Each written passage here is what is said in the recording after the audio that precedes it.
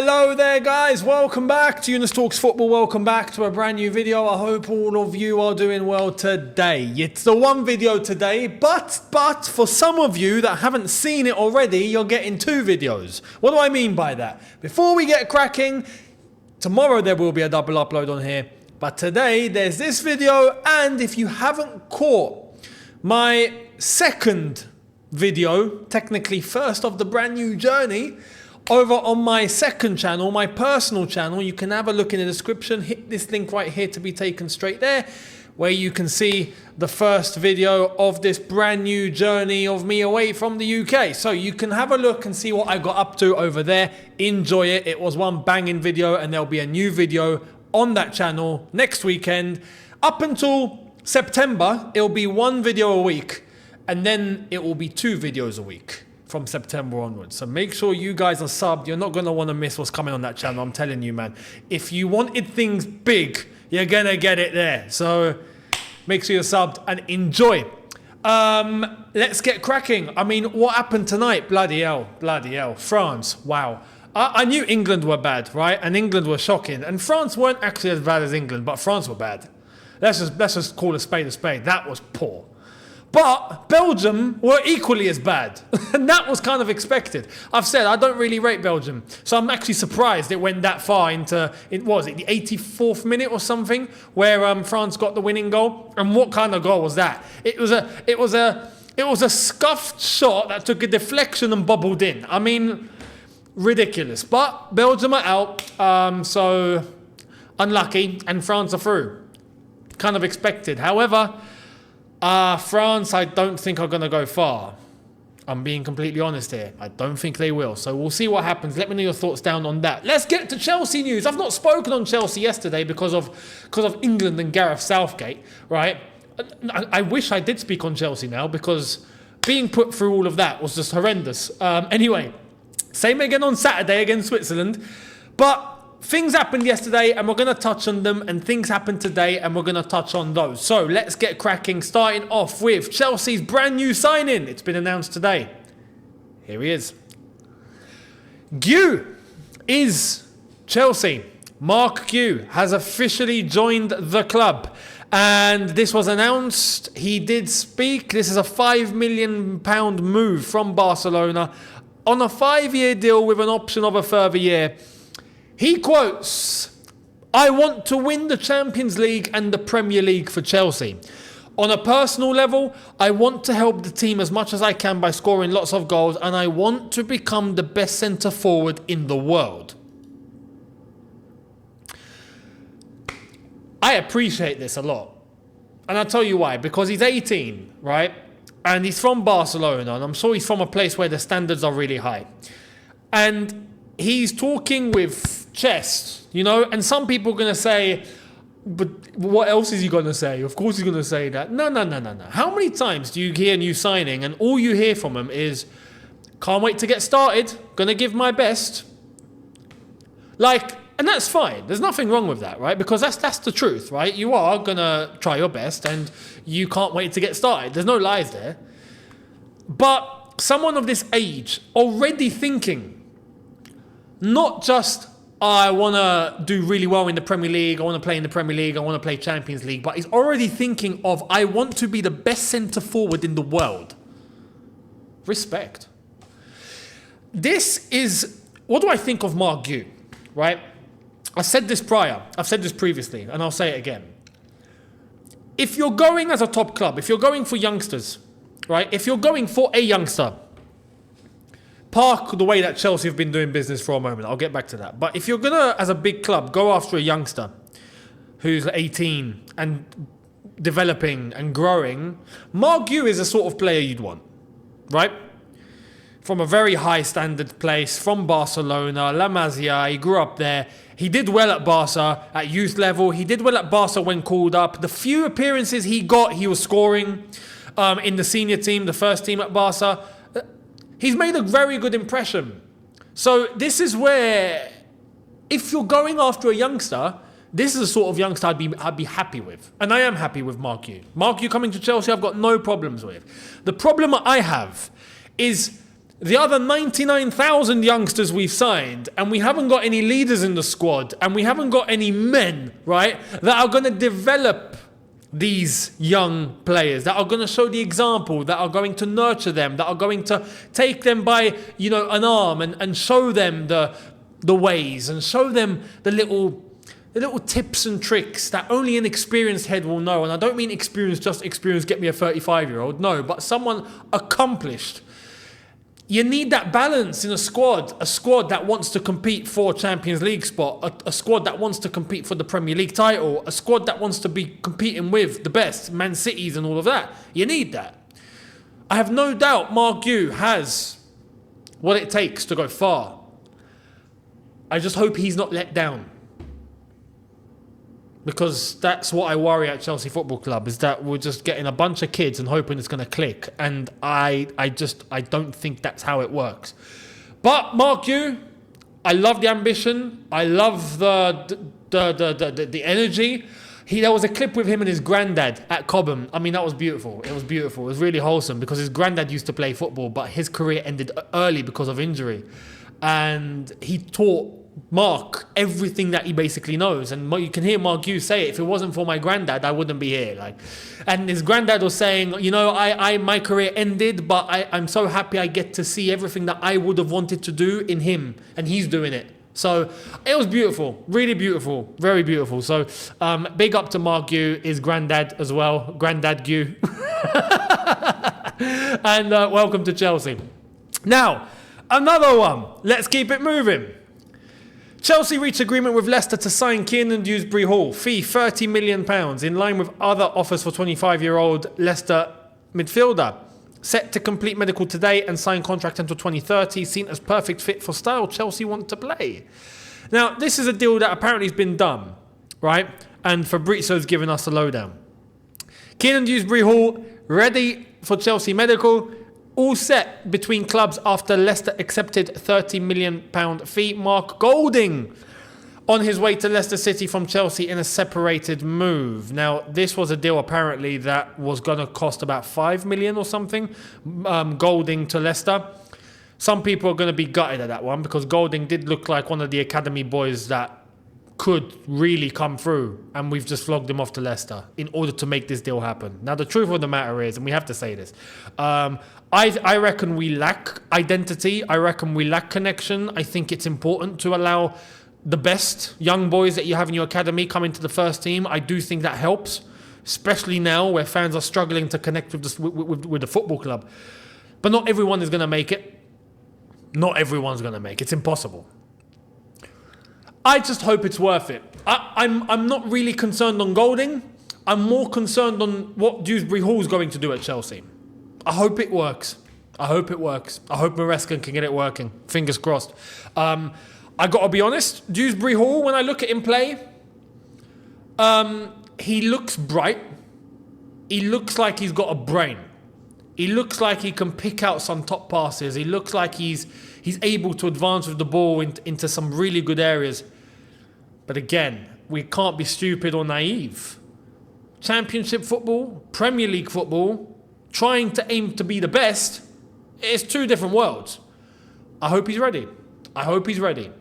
So fingers crossed. That's all I can say. I can't say anything else. We're just going to have to wait and see what happens. Anything any of us says right now is just hearsay and ifs, buts and maybes. We'll have to wait for the season to begin, or at least pre-season, for us to get an idea of what might be happening. So we'll see what happens. Dewsbury-Hall, when he does end up arriving, I'm assuming it'll probably be confirmed tomorrow or something, then we will welcome him to Chelsea as well. Now, Fabrizio's given us a lowdown on who we might be going after in terms of the defence. Chelsea are following the Riccardo Calafiori situation. Internally, they want a talented left-footed defender for this summer. Not the future. Still looking at a striker and a winger.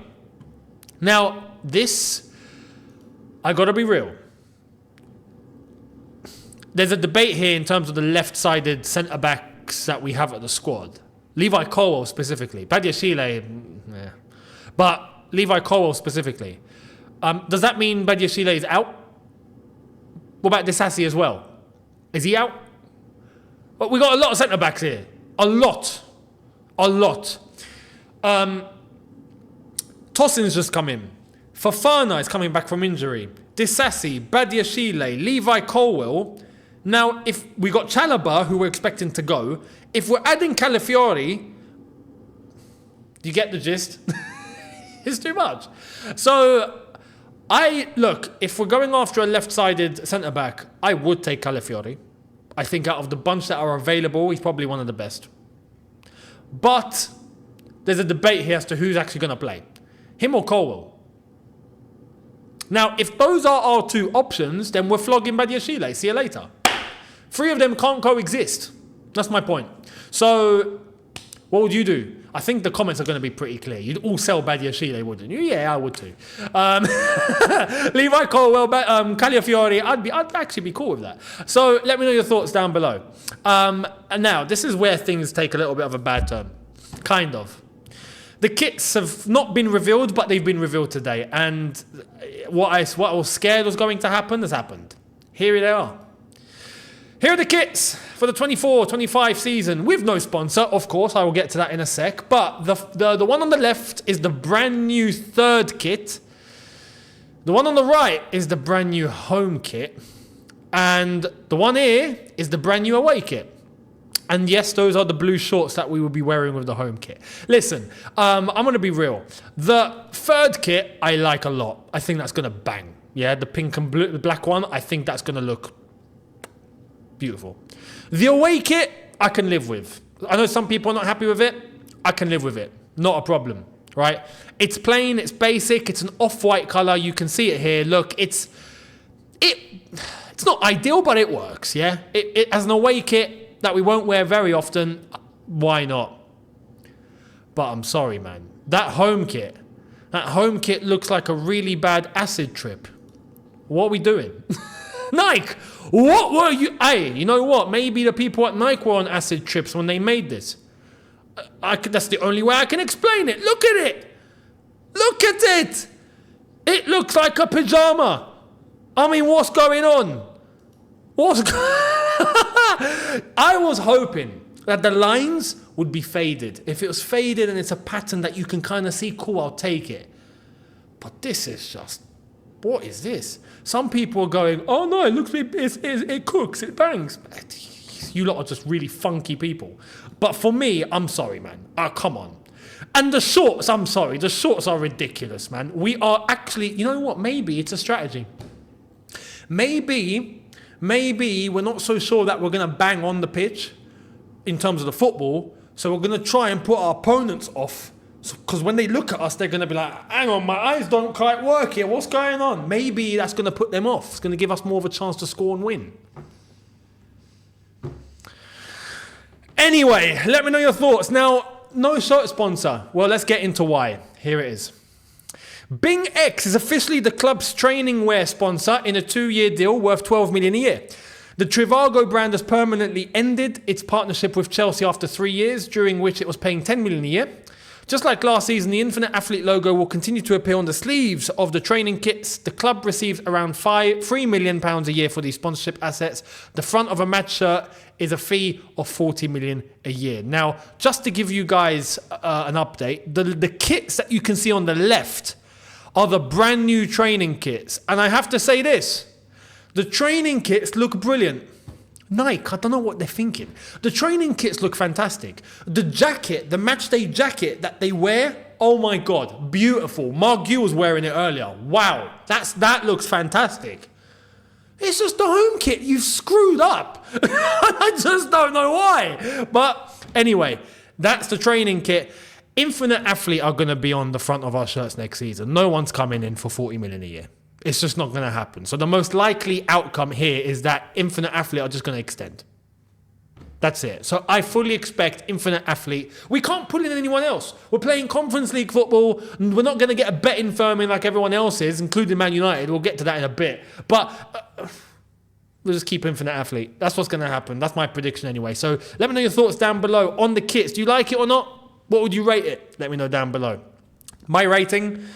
The black and pink one, 9 out of 10. The white one, I'll give it a 7 out of 10. The home kit, unrateable. I prefer not to speak. If I speak, I'm in big trouble. Basically, that's the rating. So let me know your thoughts. News from elsewhere. Archie Gray to Tottenham from Leeds. Here we go from Fabrizio. £40 million fee. Listen, the fees are getting stupid. Yeah, for these young academy players. Now, Archie Gray's not an academy player. Okay, fair enough.